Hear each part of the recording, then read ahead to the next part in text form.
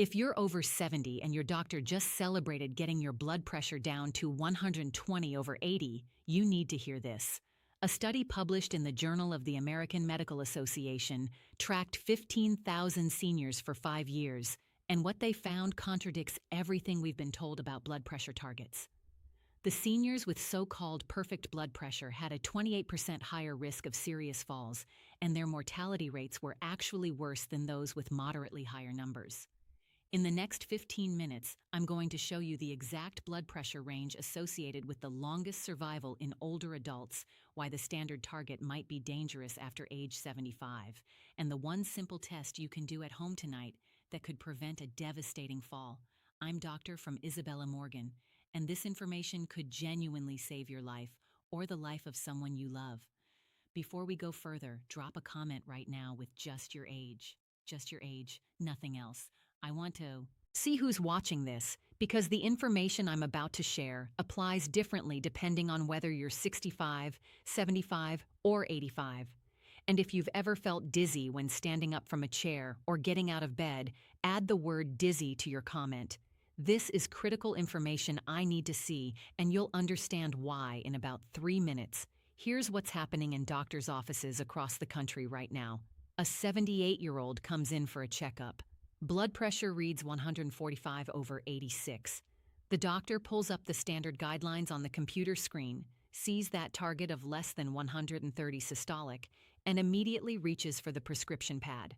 One medication gets added, then another. Over the next 6 months, that blood pressure comes down beautifully. 124/78. The doctor is pleased. The patient gets a gold star on their chart. Everyone thinks this is a success story. But here's what the guidelines don't account for. That same 78-year-old now stands up to go to the bathroom at night, and their blood pressure drops from 124/78 down to 88/56 within seconds. Their brain isn't getting enough blood flow. The room spins. They reach for the wall, but miss. And suddenly, we're not talking about blood pressure numbers anymore. We're talking about a fractured hip, emergency surgery, 3 weeks in rehab, and a cascade of complications that too often ends in loss of independence, or worse. The research published just months ago in JAMA Internal Medicine should have made headlines everywhere, but most doctors still haven't seen it.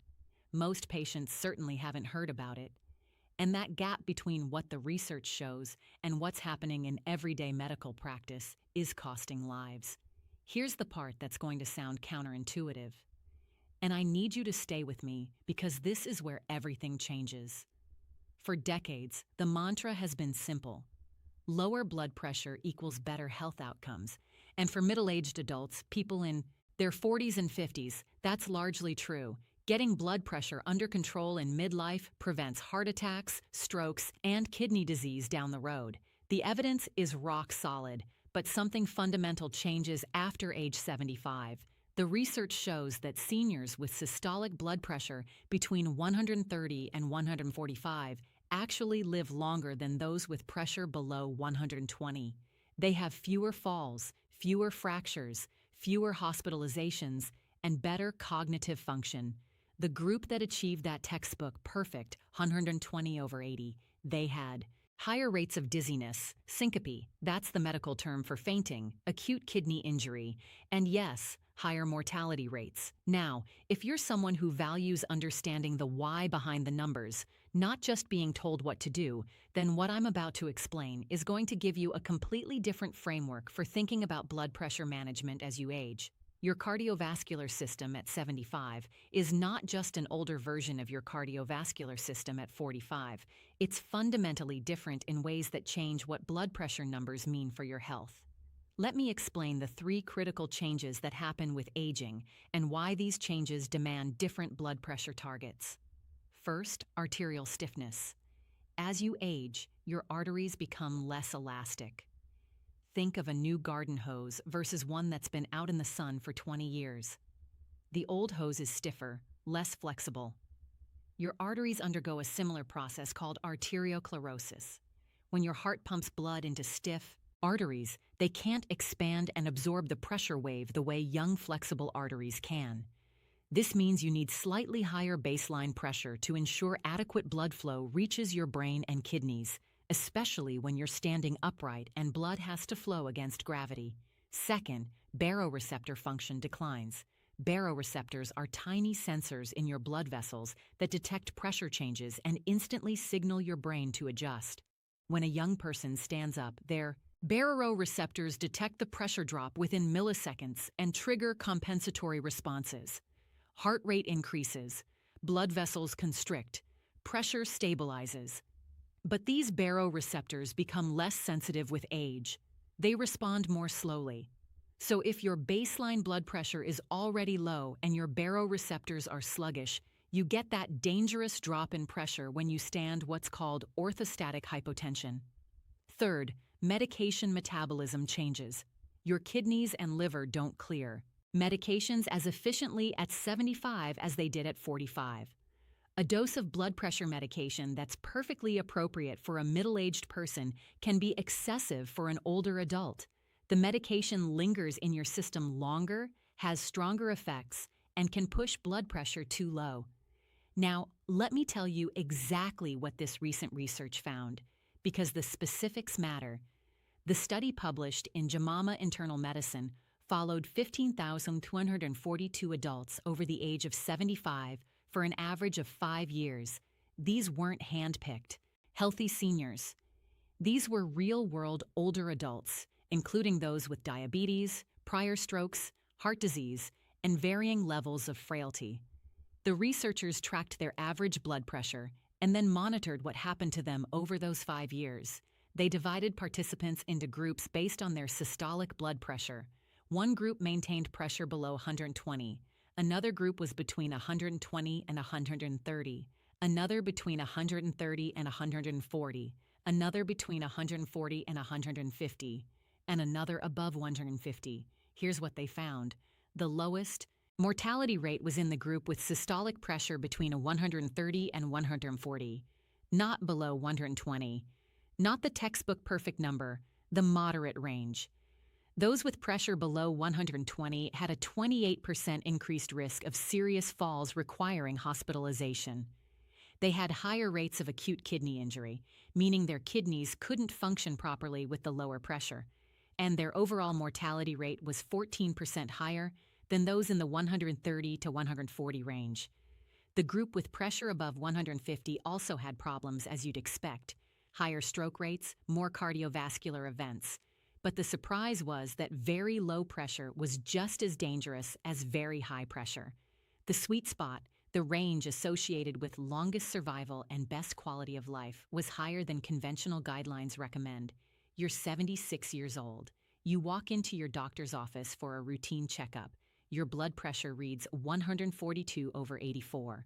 Your doctor looks concerned, pulls up the guidelines and says, "We need to get this down to at least 130, ideally closer to 120. You're started on a medication.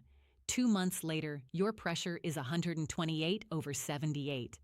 Your doctor is pleased, but suggests adding a second medication to get it just a bit lower. Another 2 months pass. Your pressure is now 122/76. Perfect. Your doctor says you feel fine at first, but then you start noticing something. When you get up from your chair to answer the phone, you feel momentarily light-aided. When you stand up from the dinner table, there's a split second where the room seems to tilt. You mention this to your doctor, who says it's probably just age-related. Your blood vessels adjusting more slowly. Just stand up gradually. Take your time. But what's actually happening is that your blood pressure, which looks great when you're sitting still in the doctor's office, is dropping dramatically when you stand from 122/76, sitting down to perhaps 95/60 standing up. Your brain is experiencing repeated episodes of inadequate blood flow. You're at high risk for a fall, but nobody's checking for this because your sitting blood pressure looks textbook perfect. This scenario plays out thousands of times every day across the country, and it's preventable if we understand that blood pressure targets need to be individualized based on age and functional status, not applied universally. Here's what's shocking to me. There's a simple test that takes about 3 minutes and can identify whether your blood pressure medications are putting you at risk for falls.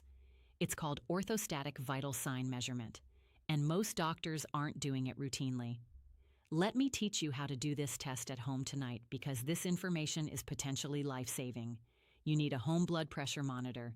They're available at any pharmacy for about $30. Here's the protocol. Lie down flat on your bed or couch for 5 minutes. Just rest. After 5 minutes, check your blood pressure while still lying down. Write down both numbers, the systolic and diastolic. Now stand up and immediately check your blood pressure again while standing. Don't wait. Check it right away. Write down those numbers. Now compare them. If your systolic blood pressure dropped by more than 20 points, or if your diastolic dropped by more than 10 points, you have orthostatic hypotension. This is a red flag. This means your blood pressure medications may be too strong for you, or your target blood pressure may be too low for your physiology. Even if your sitting or lying blood pressure looks perfect by traditional standards, if it's dropping that much when you stand, you're at increased risk for falls. Let me give you specific numbers. Imagine your lying blood pressure is 125/78. Looks great on paper, but when you stand up, it drops to 98/64. That's a 27-point systolic drop. That's dangerous. Your brain is getting inadequate blood flow when you're upright, which is most of your waking hours. You might feel fine lying down or sitting, but when you're vertical, you're operating on insufficient pressure. This is the test your doctor should be doing at every visit if you're over 70 and on blood pressure medications. If they're not doing it, you can do it yourself and bring the results to your next appointment. So, what should your blood pressure actually be? I'm going to give you the ranges that research suggests are associated with the best outcomes for different age groups. But I need you to understand, these are guidelines, not absolute rules. Your individual target should be determined in collaboration with your doctor based on your complete medical picture. For adults aged 65 to 74 who are generally healthy and active with no major medical conditions, research suggests a systolic blood pressure range of 130 to 140 is reasonable.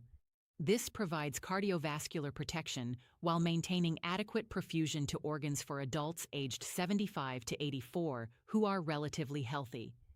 The evidence supports a systolic range of 135 to 145. Notice this is higher than the younger group. This accounts for increased arterial stiffness and slower baroreceptor responses. For adults over 85, or for those who are frail regardless of age, a systolic range of 140 to 150 may be most appropriate. At this stage, preventing falls and maintaining quality of life often takes priority over aggressive blood pressure lowering. Now, what about diastolic? That bottom number. For older adults, diastolic pressure should generally stay above 65, ideally between 70 and 85. Very low. Diastolic pressure reduces blood flow to the heart muscle during the relaxation phase and can cause problems. If your diastolic is consistently below 60, that's something to discuss with your doctor, even if your systolic looks fine. What happens when someone is 73 years old with type 2 diabetes and a history of one heart attack 5 years ago? Their blood pressure is 148/86. Should they aim for 120/80? Probably not. Should they aim for 150/90? Also probably not. For someone in this situation, research suggests a target around 130 to 135 systolic might be optimal. Low enough to provide cardiovascular protection given the diabetes and heart history, but not so low that there's risk for orthostatic hypertension and falls. The key is that this target should be reached gradually with careful monitoring for side effects every time a medication is adjusted. Orthostatic blood pressure should be checked. Symptoms need assessment: dizziness, fatigue, foggy thinking. These symptoms might indicate that pressure is being lowered too much, even if the numbers look good on paper. And here's something most people don't realize: blood pressure varies throughout the day. One reading of 148/86 doesn't mean pressure is always that high. It might be 132/78 in the morning and 145/84 in the evening. What matters is the average over time. That's why home blood pressure monitoring is so valuable. It gives you a much more accurate picture of your true average pressure than occasional office readings. You might be wondering why. If this research exists, your doctor hasn't mentioned it. Why aren't blood pressure guidelines for seniors different? The answer is complicated, but it comes down to how slowly medical practice changes and how guidelines are created. Most blood pressure guidelines are based on large clinical trials conducted over many years. The landmark trials that established 120/80 as the ideal target were done primarily in middle-aged adults. When those results came out, the guidelines were applied. Broadly across all age groups, there was an assumption that what's good for a 50-year-old must also be good for an 80-year-old. But over the past decade, researchers have started looking specifically at older populations, and they're finding that one size doesn't fit all. The problem is that it takes years for new research to filter into clinical guidelines, and even longer for those guidelines to change clinical practice. Many doctors are still operating based on guidelines published 5 or 10 years ago. They haven't seen the recent research suggesting that moderate blood pressure elevation is actually safer for very old adults. There's also a psychological factor. For decades, doctors have been taught that lowering blood pressure saves lives. That message has been drilled in. It's hard to shift from that mindset to a more nuanced approach that says sometimes moderate elevation is okay. Sometimes it's even preferable. It requires doctors to think critically about each individual patient rather than applying a universal target. And in our current healthcare system, where doctors have 15 minutes per patient, that individualized approach is challenging. Let me show you how different two people the same age can be. Both are 81 years old, but their situations couldn't be more different. The first person is living independently, doing well overall, but managing some chronic conditions. Mild heart failure, chronic kidney disease, stage 3, and osteoarthritis. Blood pressure is 158/88. The doctor wants to start aggressive treatment to get it below 130. The second person is also 81, but they're healthy, active, play golf twice a week, no significant medical problems. Their blood pressure is also 158/88. Same number, same age, but completely different risk profiles. For the first person with multiple conditions, starting multiple blood pressure medications carries significant risks. Those medications could lower pressure too much, especially when standing. They could worsen kidney function. They could cause dizziness and increase fall risk, which with osteoarthritis could be catastrophic. A more reasonable approach might be lifestyle modifications first. Then, if medications are necessary, a low dose of one medication with careful monitoring, accepting a target of perhaps 140 to 145 systolic rather than pushing aggressively toward 130. For the second person, the healthy 81-year-old, 158/88, might warrant treatment, but again, not aggressive treatment. Perhaps lifestyle changes could bring it down to 145/84, which for a healthy person that age might be perfectly acceptable without medications at all. Same numbers, different people, different approaches. This is called treating the patient, not the number. Let me give you specific concrete action steps you can implement starting tonight. First, if you're over 70 and on blood pressure medications, purchase a home blood pressure monitor if you don't already have one. Check your pressure at the same time each day for 2 weeks, morning and evening. Keep a written log. This gives you an accurate average and helps you see patterns. Second, perform the orthostatic blood pressure test I described earlier. Lying down for 5 minutes, check pressure, then stand and check immediately.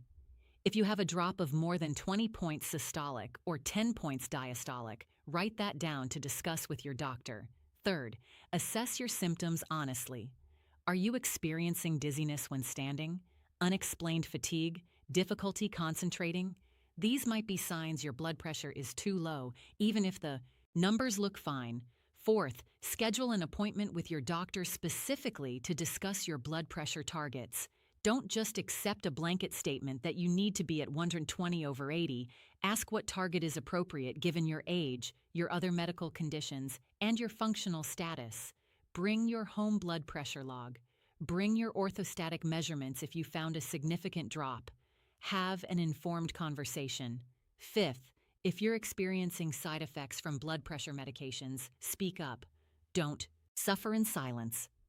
Many people assume that feeling dizzy or fatigued on medications is just something they have to live with. But often doses can be adjusted, medications can be changed, or targets can be modified to improve your quality of life while still providing cardiovascular protection. Here's what you now know that most people, including many healthcare providers, don't fully understand. Blood pressure targets should not be universal. A 45-year-old and an 85-year-old should not be held to the same standard. For older adults, especially those over 75, systolic blood pressure in the range of 130 to 145 is associated with the longest survival and best quality of life.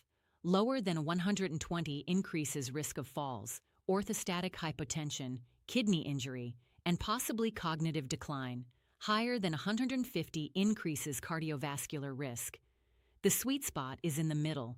You've learned that orthostatic hypotension, that drop in blood pressure when you stand, is often more dangerous than moderately elevated sitting blood pressure. You've learned how to test for it at home. You've learned the physiological reasons why seniors need different targets: arterial stiffness, slower baroreceptor responses, altered medication metabolism.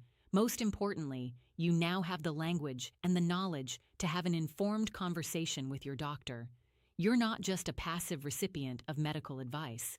You're an informed participant in your own care, and that's empowering. You're now more informed about blood pressure management in older adults than probably 90% of people your age. You understand the nuance. You know that one size doesn't fit all. If this information gave you clarity, if it answered questions you've been wondering about, if it gave you confidence to advocate for yourself, then I've done my job. Drop a comment right now saying informed. If you feel more equipped to discuss this with your doctor, share this video with friends or family members over 65 who might benefit from this information. Subscribe to this channel because my mission is bringing you research-based health information that's accessible, practical, and potentially life-changing. In my next video, I'm going to talk about the 3 supplements that research shows can actually support healthy blood pressure naturally, and the 2 popular supplements that are complete wastes of money. You're going to want to see that because the supplement industry is full of misleading claims, and I'm going to show you exactly what the evidence says. I'll see you there. This video is for educational and formational purposes only and is not intended as medical advice. Blood pressure management should be individualized based on your complete medical history, current health status, and other factors. Never adjust or discontinue medications without consulting your healthcare provider. The information presented is based on current research, but should not replace professional medical care. Always consult with a qualified healthcare provider before making changes to your treatment.